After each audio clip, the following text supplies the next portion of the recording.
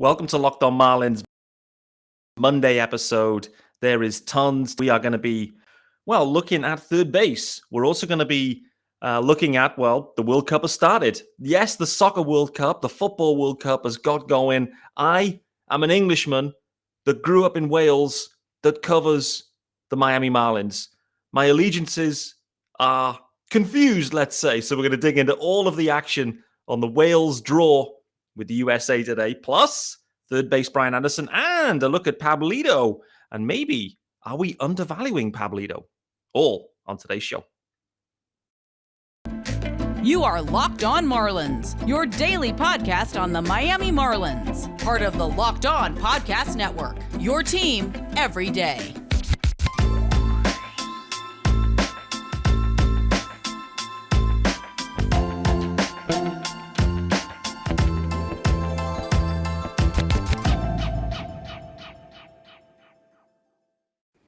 Greetings from England. And I'm delighted to say that. Greetings from England and welcome to Locked On Marlins, your daily Marlins podcast with me, of course, Peter Pratt. Hit me up on Twitter at @MiamiMarlins_UK. Yes, it is a verified account, and do not click to understand what kind of verification. It does not matter. Nevertheless, subscribe to the pod. Available free and everywhere. Also, there is a YouTube channel. Hit subscribe there as well. Thanks for making Locked On Marlins your first listen of the day. And hopefully you are tuning in after just watching the opening game of the US, probably, or the opening game for Wales, perhaps, if you are based in Wales. And you also may have watched the England game as well today. Boy, oh boy, the soccer is coming at you thick and fast. Anyway, delighted to welcome into the show, back to the show. It's Monday, of course. Shaun Barrett is in the house. Shaun, how are we doing, brother? I'm doing well, Pete. I'm good now. I think if you'd had me on at the back end of last week, I might have been a bit emotional, but I've had the weekend to relax and put some things into structure to stop myself from getting myself in trouble. Let's put it that way. Absolutely. I felt your frustration. Marlins Twitter felt your frustration, mate. And for those wondering, why was Shaun frustrated? Why was he angry? I think it's fair to say you weren't happy with the Marlins' decision about moving on from Glenn Geffner on as the play-by-play guy on Marlins Radio. I know that he means a lot to you, and Marlins Twitter echoed this as well. Who was happy with this move? So, you know what? From all your time following the Marlins, which is a lot longer than me, what is it? What has Geff meant to you? How has he helped to bring the games to life for you? As you've been, listening in over the years, as you do with work as well. So, just shine a light on that for us. Yeah, I say that's exactly what he did. He brought the game to life for me. Back when I first got into baseball, it was tough to follow. I mean, it wasn't on telly. We got one game a week. We got the Sunday night baseball, and I still remember the fact that you had Joe Morgan and John Miller, and I still enjoy listening to some Giants games simply because John Miller is the voice there, and it is a case of those voices are they harken back to your childhood and certainly the infancy of my baseball fanship. And so the early days of watching or listening to the Marlins, because you simply couldn't watch them. They were never on Sunday night baseball, that's for sure. No. And so I consumed every single game I consumed via the radio and through the voices of Geffner and Dave Van Horn, and they brought the game to life for me because I had to visualize through their words the game of baseball, and that's how I learned to love the game of baseball, through the words that they used. And it's just such a shock and a surprise.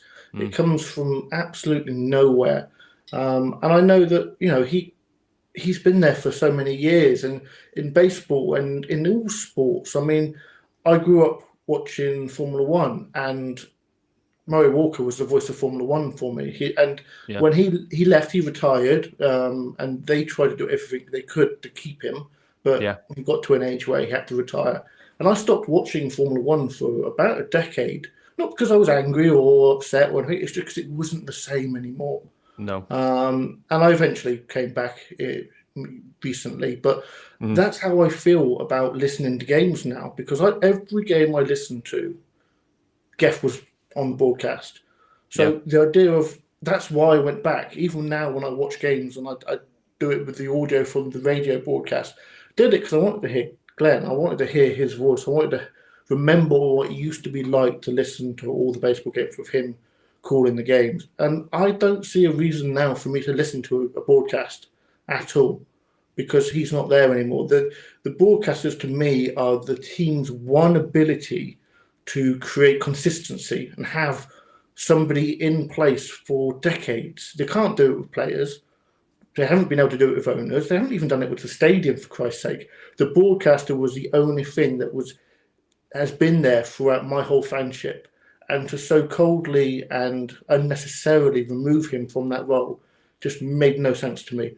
I wasn't just angry. I was genuinely upset that they would make this decision and hurt, in my opinion, the fan base. Yeah, I mean, we can't disagree. I mean, that the Formula One and Murray Walker. It's these voices are the voices of the games and the sports.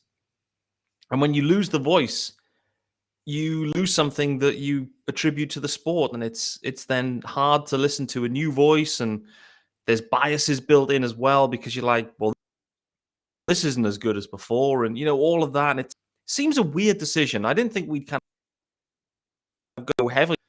It felt a weird decision. What Geff put out on Twitter was not a mutual decision, and was a surprise, I think, to him as well. Was that your take on his tweets? That was certainly mine.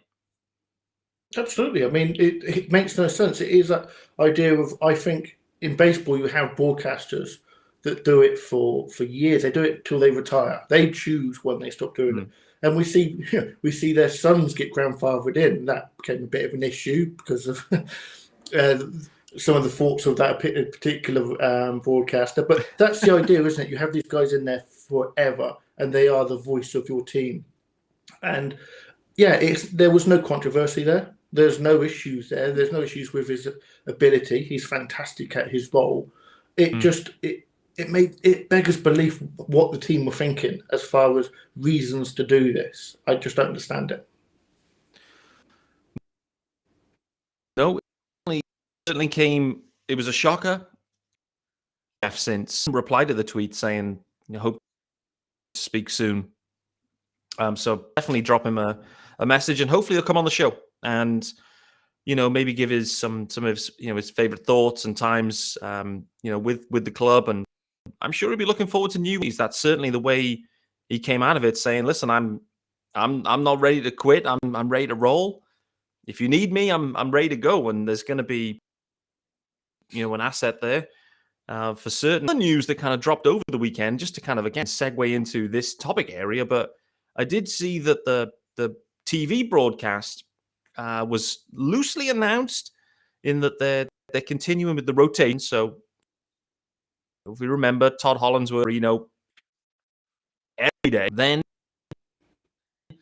was released. Let's say his contract was not.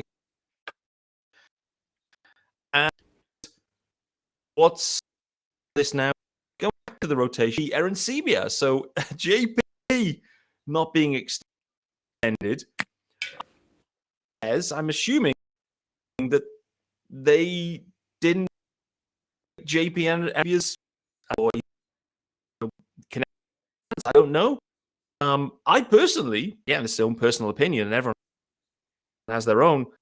I'm pretty interested actually in ways because as a former catcher, you see and read the game.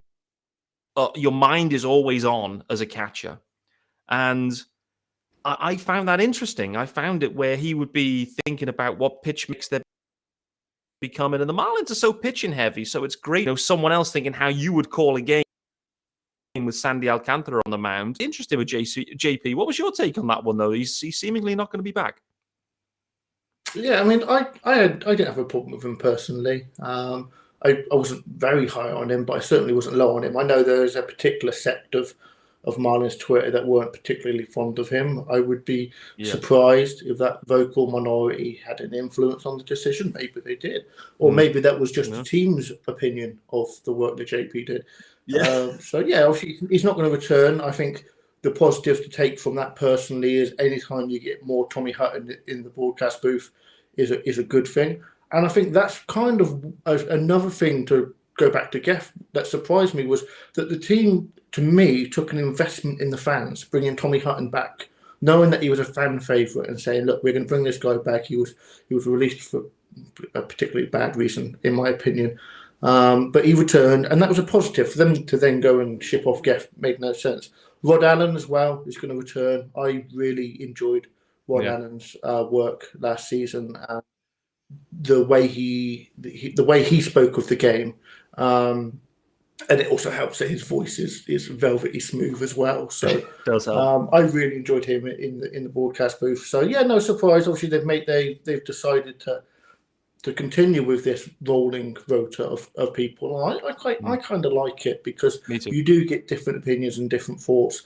And it freshens it up a little bit, isn't it? It's not the same voices again and again and again. So I kind of like it. And also it gives them flexibility, doesn't it? They don't have to, scheduling one person for 162 games. It can't be easy. To have different voices through the season, yeah, I enjoy it. Me too, actually. I enjoyed the variance and the different opinions and the different styles. I think it's nice to kind of change it up, really. And obviously, Paul Severino being the constant in that, much like how Geff was the constant in many ways for radio. So, yeah, interesting times. Like, it's an emotive topic for us as the fans, clearly, because they're the voices that we hear every day for nigh on 5 months, and so you get attached to them, you get accustomed to them. Some you prefer, some you don't. Whatever it is, but yeah, Geff unfortunately won't be back. JP Arencibia also seemingly won't be back. We'll wait and see if what announcements are made. My assumption is that Kyle Seelaff will play more of a prominent role on the radio, and I absolutely love Kyle Seelaff, by the way. And I'm not a big radio guy, as you know, and maybe the listeners know as well. But when I do listen to the radio, which is typically in spring, because that's when you do struggle with getting games on, Geff is obviously immense at what he does. But I'd say Kyle Seelaff is very good as well. Very good. And maybe this is it. They knew we've got to do something to keep Kyle Seelaff here. He's obviously quite a bit younger than Geff. Maybe that was the decision making. I have no idea. Maybe something's gone on. But set up to take more of a prominent role on the radio. And then the rotation continuing on the TV front. And maybe Kelly Sacco transitioning into some radio work last year too. So that wouldn't shock me either if maybe Kelly Sacco joins the TV rotation. But yeah, I mean, a lot of change for the Marlins. We've already talked for the past few weeks about the amount of roster change there's been. There's been so much. And that's where we're going to blend into next. We're going to talk about third base because I dropped the news on Saturday morning. Drop the news is probably overstating it, but my reaction to the news that Brian Anderson was non-tendered. And before we do that, though, reminder, guys, this episode is brought to you by our good friends over at Bet Online. Yes, sir. BetOnline.net is your number one source for sports betting info, stats, news, and analysis. You can get the latest odds and trends for every professional and amateur league out there. And listen, the place to be right now is the World Cup, baby. I don't know where your heads are at right now, but for me, I'm all in on England. Boy, oh boy, they've absolutely scorched Iran in that first game. I'm absolutely all over England right now. If you love sportscasts as well, sports podcasts, by the way, you can find them at BetOnline too. They're the fastest and easiest way to get your betting fix. You can use your mobile device to learn more. BetOnline, where the game starts. Shaun, it's time to talk about third base. Brian Anderson was non-tendered, which was not a shock, by the way. I think it's fair to say. The question I have for you, aside from whether it was a shock and you shook your head, so I assume no, is what are the Marlins planning? Because clearly, no Brian Anderson for the past 4 or 5 seasons. It's a sliding doors moment here where there's going to be someone playing every day there. What are they going? It's an interesting topic, isn't it? Yeah, we've had BA on the team for so many years now. He's almost sort of been the offensive face of the franchise since the new ownership group come in. The whole pay BA situation. Obviously, injuries and inconsistencies just haven't helped. And I think BA is a fine Major League player. I wouldn't be surprised if the Marlins didn't kick the tires again and see if they can get him back on a smaller number. Realistically, he's probably going to go where. And I don't think it was so much a knock on BA. It was just simply that arbitration number. A team can't justify paying that. And I think the team have already kind of set themselves up. I think Wendell will see time at third base next year on the understanding that they don't trade him as well. I think he does stay. I think he is an important player, not just offensively, defensively, but also just having that consistency of having a few players carry on through, players that are, genuine Major League players. And I think we'll see a healthy dose of Groshans. I think he will get the majority of his starts at third base, and he probably will get the most third base starts. Wendell will, mix and match here, there, and everywhere across the whole of the infield. So I think Groshans will get the most starts at third base for the team, and I think Wendell will see a healthy dose of it there as well. I mean, both players not really power hitting guys, but that's nothing new for the Marlins in particular. Even though the hot corner you'd like some power from, but no, I think those two players will probably be the two main guys over at third next year. Yeah, it makes sense. I mean, thinking about this as well, about Joey Wendell, his role, and, the Marlins could go in a few different directions here, but I also, when I was thinking about what this starting lineup could look like, I penciled Wendell in at third base. It's the lefty stick as well. There's just not a lot of lefties right now either. Like, there's a really heavy righty proponent in the lineup right now. Obviously, Jesus Sanchez perhaps could maybe get back in the mix, and obviously Jazz, other than that, is so righty heavy. It's pretty wild, actually. So for me, Wendell's got to be playing pretty regularly there, I'd say. And yeah, like you said, Groshans maybe. What about Charles LeBlanc though? Because obviously, it felt like he performed pretty well. I'm not convinced on the defense so much, but like the stick, I'd say, he put his best foot forward, I'd say, in the couple of months he had at the major league level last year. Yeah, I mean, there were periods where he really was hitting, and it was that case of have the Marlins found, a diamond in the rough. I think his ceiling is quite low, but his floor is reasonably high. I think he's the perfect guy to have on your 40-man roster. Doesn't break with the team. But we don't know what we're going to get from Groshans yet. We have an idea that we think he could be a major league hitter, but having that insurance on your 40-man with Charles LeBlanc, I think is definitely needed, and they will definitely use that through the season. I think because he hasn't got that pedigree, he is always going to be that third man on the list, but he absolutely will see time at the major league level for sure. That's just the way the baseball works. But yeah, I think he is probably going to start in AAA on the 40-man, and he would be genuinely probably the next bat up when the Marlins need it, because you've got Wendell's depth positionally. It doesn't really matter which player on the infield goes down. You're going to move Wendell around, and you bring up Charles LeBlanc, I think. Yeah, I think that's true. And yeah, obviously, John Birdie's versatility in there as well helps. You've Birdie and Wendell that can shuffle around and even actually, obviously. So that's interesting. I'm with you on LeBlanc. I think it's probably, if everyone's healthy going into opening day, it's probably AAA. I guess the interesting wild card right now is where things trend with their recently acquired Javier Edwards, who, I'm intrigued how quickly they push that ticket and progress, and a good chunk of time successful. But I'm intrigued to see him. Clearly, knocking around today. I say major rumors, but there was an article out by MLB. I can't recall the author, but matches for different teams, going to match for every team. And the player they had matched up with the Marlins was Carlos Correa. So to me, caught me off guard. I'm not going to lie. Convinced that Carlos Correa and the Marlins, well, No, I am convinced the fit is absolutely sensational, but the financial fit, I don't think that will be a match. So they've got a few decisions here, but could they look to upgrade perhaps, look to do something different at third base, look to try and, even bring in someone else? Or have they kind of nailed their colors to the mast here with Groshans, Wendell, LeBlanc?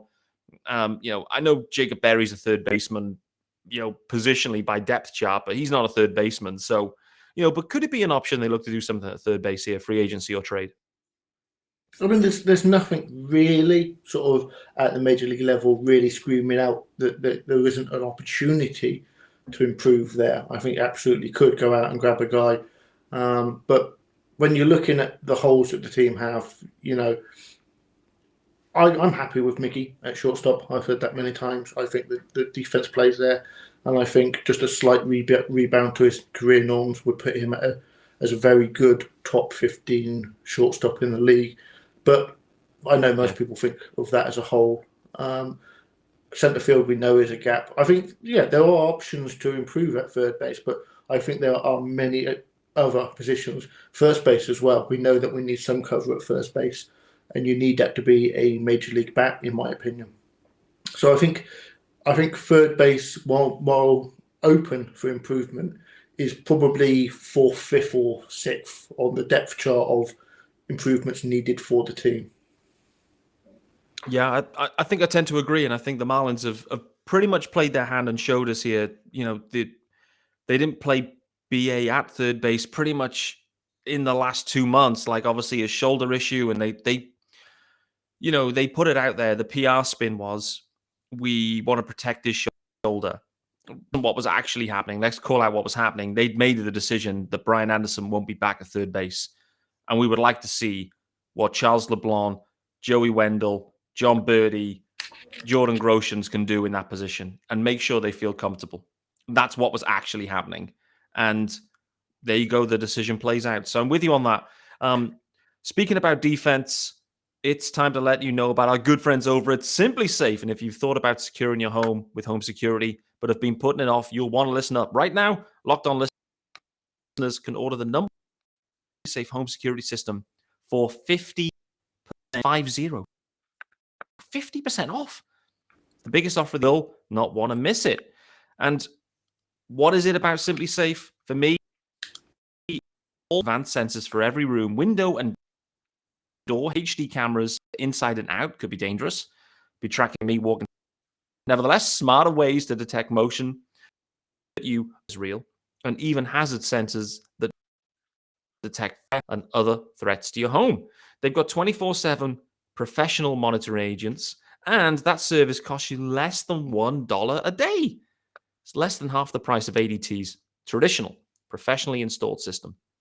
So don't miss your chance to save big on the only security system that I personally, Peter Pratt, get 50% system at simplysafe.com. There is no safe like Simply Safe. Okay, we are running way long on time, guys.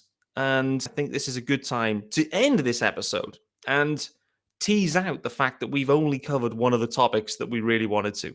The other one we want to talk about was Pablo Lopez. So what we're going to do is we're going to cover that tomorrow. Join us tomorrow on Tuesday's episode. Myself and Shaun Barrett will be back. Shaun didn't know that, but now he does. And he will be back, myself and Shaun, tomorrow on Tuesday. Thanks for making Locked On Marlins your first listen today. Monday, we got Heavy Valley crew and the radio crew, plus what's happening at third base. Hope you enjoyed the show. Back tomorrow.